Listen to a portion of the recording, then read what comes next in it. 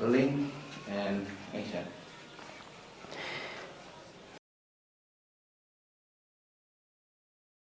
Kurban adalah hewan yang disembelih dalam rangka mendekatkan diri kepada Allah Ta'ala pada hari raya Idul Adha sampai hari tasyrik, sampai akhir hari tasyrik.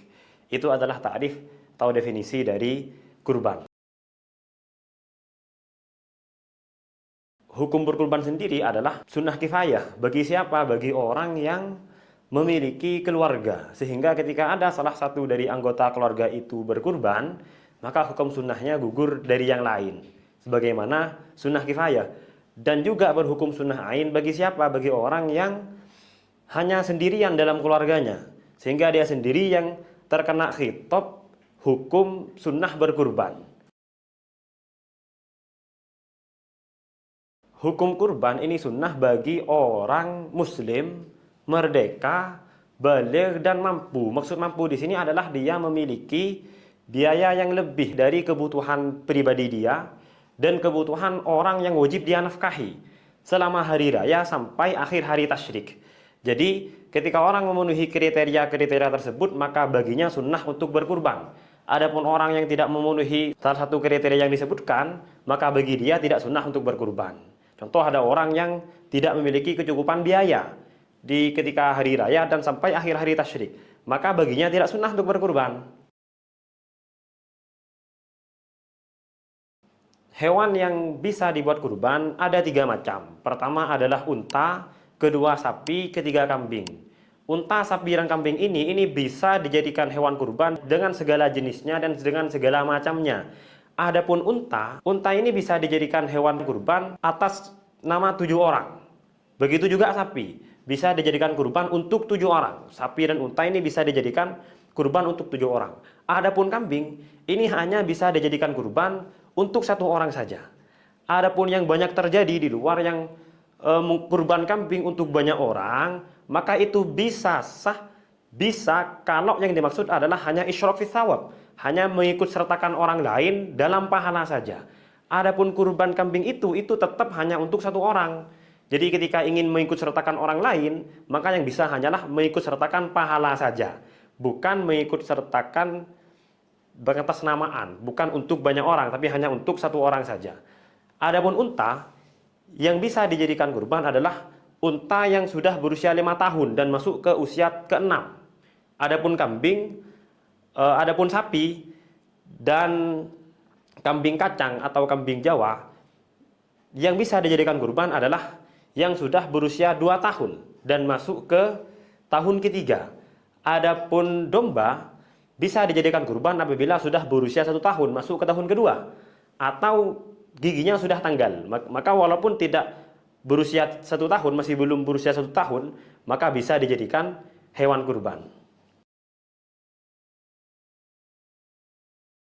Adapun syarat hewan yang bisa dijadikan kurban adalah salamatuha min aibin yungkisulahman aw ghayruhu. Adalah selamatnya hewan tersebut dari aib yang mengurangi daging atau selainnya. Imam Romli dalam kitabnya Nihayatul Muhtaj menjelaskan bahwasanya maksud dari mengurangi daging di sini adalah baik mengurangi daging seketika itu juga, seperti kambing yang tidak memiliki telinga atau kambing yang telinganya terpotong, maka itu tidak bisa dijadikan sebagai hewan kurban. Atau mengurangi daging tapi ma'alan, tapi mengurangi daging nanti selanjutnya. Dia punya aib, kambingnya, hewannya punya aib, punya cacat, yang sebab cacat itu akhirnya dapat mengurangi terhadap dagingnya. Contohnya adalah seperti kambing yang pincang.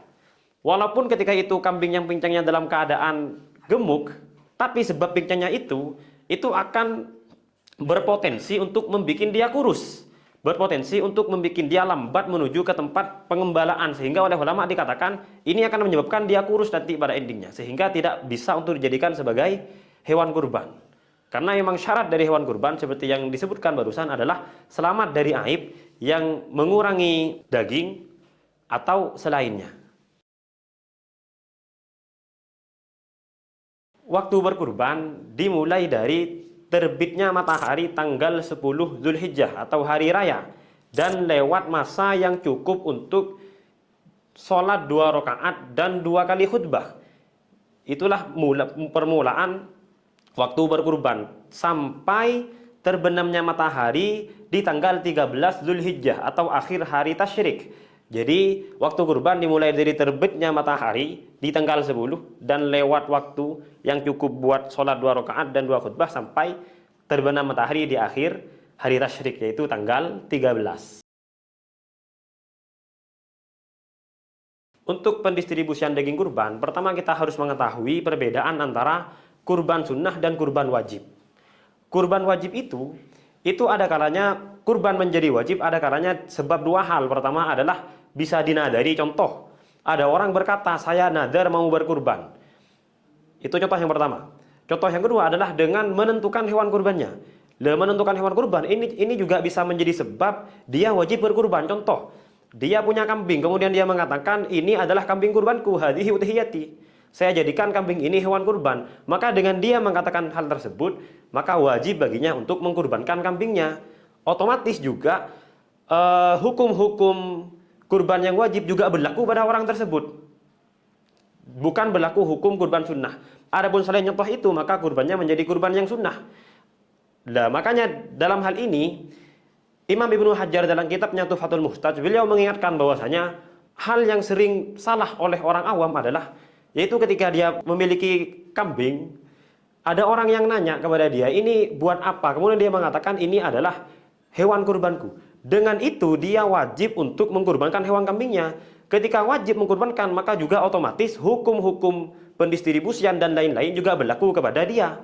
Nah, ini yang banyak dilupakan, mengira bahwasanya ucapan seperti itu tidak berpengaruh terhadap hukum, padahal memiliki pengaruh yang sangat besar. Adapun pendistribusiannya, kalau kurban sunnah, maka sunnah baginya untuk memakan sedikit dari daging kurbannya tersebut. Dan juga dia boleh untuk memberikan sebagian dari daging kurbannya kepada orang kaya. Namun pemberiannya di sini bukan atas nama pemberian, mutlak pemberian, bukan, tapi atas nama hadiah. Sehingga konsekuensinya adalah orang kaya yang mendapatkan daging kurban tersebut, dia tidak boleh menjual daging kurban tersebut, dan dia juga tidak boleh memberikannya kepada orang lain. Tapi dia hanya berhak untuk memakannya saja, karena bukan atas nama tamlik, tapi atas nama hadiah. Dan yang wajib dalam kurban sunnah adalah mensedekahkan sebagian saja. Tidak wajib untuk mensedekahkan semuanya. Bahkan boleh dan sunnah untuk memakan sebagian. Dan yang afdol itu adalah menyedekahkan semuanya kecuali sebagian yang dimakan sendiri. Itu yang afdol untuk kurban yang sunnah. Adapun kurban yang wajib pendistribusiannya atau kurban yang mengatasnamakan orang lain, contoh ada mayit yang berwasiat agar dikurbankan untuknya, maka pendistribusiannya adalah dia wajib untuk mensedekahkan semua daging kurbannya untuk orang fakir. Tidak boleh sedikit pun dia makan, baik dari kulitnya atau dari dagingnya, atau dari hal lain yang termasuk bagian dari hewan kurbannya. Tapi wajib dia sedekahkan semua daging kurban tersebut kepada orang fakir. Dan juga tidak boleh juga diberikan kepada orang kaya. Harus diberikan kepada orang fakir.